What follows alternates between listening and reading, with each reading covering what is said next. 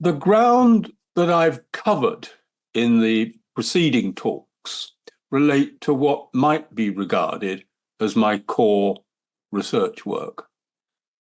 In this final talk, I want to make some more general remarks that cut across specific projects and themes and talk about other commitments to a professional life in anthropology, and also about theory in general. Throughout my career, I have belonged to and supported various professional associations. This has often involved collaboration with researchers who were not anthropologists, such as with the archaeologists Ian Glover in the 1970s and Angela Mutana in the first decade of the present century. I have also had the immense pleasure of working with research students and Indonesian colleagues, such as Johan Iskandar and Hermien Sosalisa, from whom I've learned a great deal. But throughout my career, I have always seen anthropology as my home discipline. And as such, I have operated within institutional structures that have provided me with sufficient stability for the conduct of research. This has been true both for the universities I have worked in, mainly the University of Kent, but also for international collaborative research programs, such as the EU-funded program APFT, the Future of Tropical Rainforest Peoples, which I was involved in between 1995 and 2000. There were also other professional associations. Of these, by far the most important have been with two British-based organisations, the Royal Anthropological Institute, the RAI, of which I eventually became the president, and the Association of Social Anthropologists, the ASA, of which I was secretary for a time. There is one episode that links these two organizations together. In the early 1980s, the RAI had been approached by the publisher Routledge about the possibility of producing a new edition of Notes and Queries. This manual had been sponsored by the RAI and its predecessors since 1874, with a view to providing guidance to anthropological field workers of all stripes. But by 1980, it had become thoroughly out of date, and with its appeal to amateur gentlemanly inquiry and its colonial origins, something of an anachronism and a professional embarrassment. I was frankly horrified that some, including Jonathan Bentle, who was then director of the Institute, thought it might be useful to revise it. Having so emphatically opposed a new edition of Notes and Queries, I did feel under some obligation to investigate the possibility of a fieldwork guide more suited to the late 20th century. And so the ASA committee accepted my idea of a series, with each volume specializing in a particular facet of social anthropological method. I was particularly concerned about a general social science trend in which research methodology had become a specialism in itself, with specialist teachers in universities.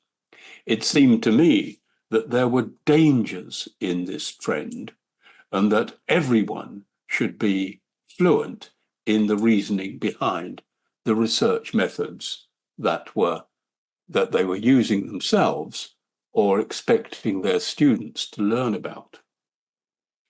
I was also shocked by the continuing mystification surrounding ethnographic field methods and anthropologists' apparent unwillingness to be explicit about the methods they used. Fortunately, a lot of this was to subsequently change.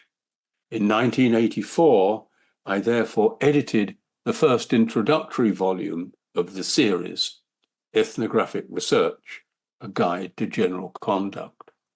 Other volumes followed, although not written by me, though not so many, or as all the relevant themes that I might have hoped for. But I think we are now more methodologically aware, if not always as explicit, as we might be. Around the same time as I became editor of its research methods series, I also joined the the ASA committee, and in 1982 became honorary secretary, a role I held until 1985. In this capacity, I was academic coordinator of the third decennial conference of the association held in Cambridge in 1983 on the theme of social anthropology in the 80s. But I was especially pleased to be secretary in 1984, when the ASA played a pivotal role in celebrating the centenary of the birth of Bronislaw Malinowski in Krakow. This was an exciting transitional time in Poland, and the centennial seemed to be part of an opening up and reawakening of Polish national spirit. Raymond Firth was to receive an honorary doctorate from the Jagiellonian University. The volume emanating from the Krakow Centennial eventually appeared in 1988 as Malinowski, Between Two Worlds, which I jointly edited with Ernest Gellner, Grażyna Kubicka, and Janusz Mucha. This rode a wave of revived interest in Malinowski's life. Then there is the question of theory. I've always been skeptical of what anthropologists call theory. For me, theory could never be a totalizing worldview. It has to be instrumental and processual, what is necessary to frame and understand a particular problem or set of problems, and then to provide a framework with which to draw parallels with similar problems elsewhere. Part of the difficulty arises from what is sometimes called grand theory, the notion that there must be some overarching and exclusive set of propositions to explain the human condition, rather than simply an accumulation of hypotheses and lower-level theories which explain part of what is going on. What propels this quest for grand theory is certainly an attempt to emulate what is thought to be the simplified certainties of the natural sciences. Science envy, if you like, in addition to peer pressure to produce something big and impressive. If we insist that Darwinism or theories of everything will not work for cultural and social world of humans or for the humanities, then what is it that can replace it? I was to develop some of these ideas and others in an REI presidential address in 2008. Distinguishing theories in terms of the scale of presumption in their claims, I tried to argue for a pyramid of nested levels of explanation. As we move from the base to the tip of the pyramid, so our explanations and interpretations of data must become increasingly simple to accommodate the forms of measurement that each level demands.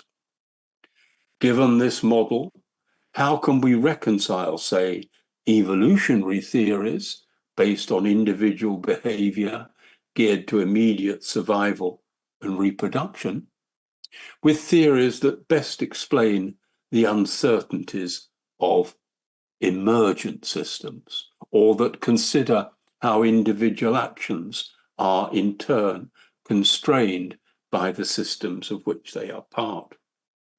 For this reason, many theories working at different scales just cannot be directly compared and contrasted with each other.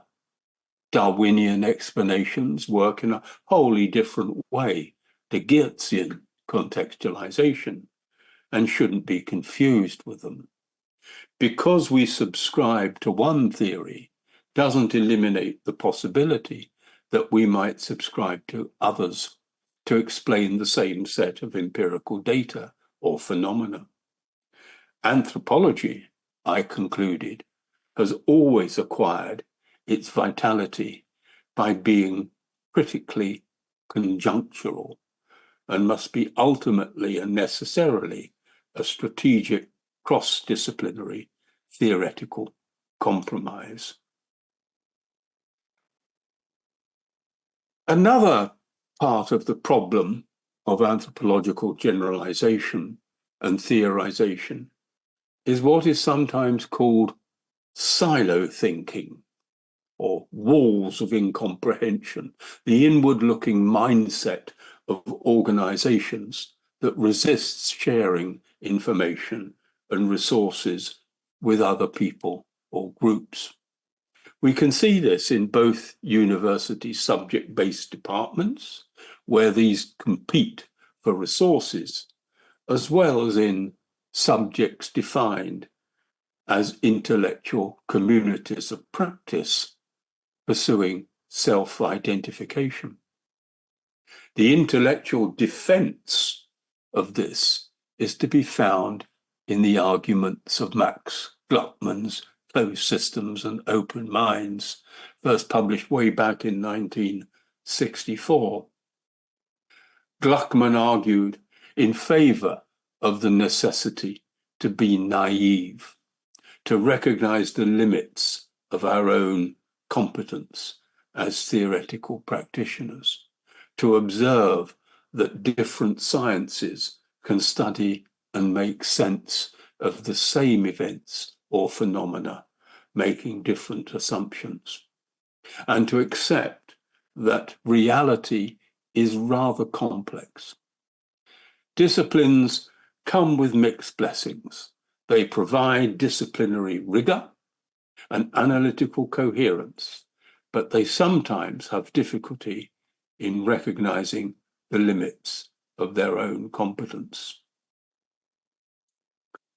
Although I accept that we are unlikely to be equally knowledgeable and methodologically competent in all the disciplines and theoretical approaches displayed in anthropological subject matter, there is a strong case against silo thinking and in favor of trying to put the bits of anthropology that have become separated through specialization back together again. In terms of the connections linking the biological and the socio-cultural strands of anthropology, many of these are known about and discussed separately, but seldom form part of a unified treatment.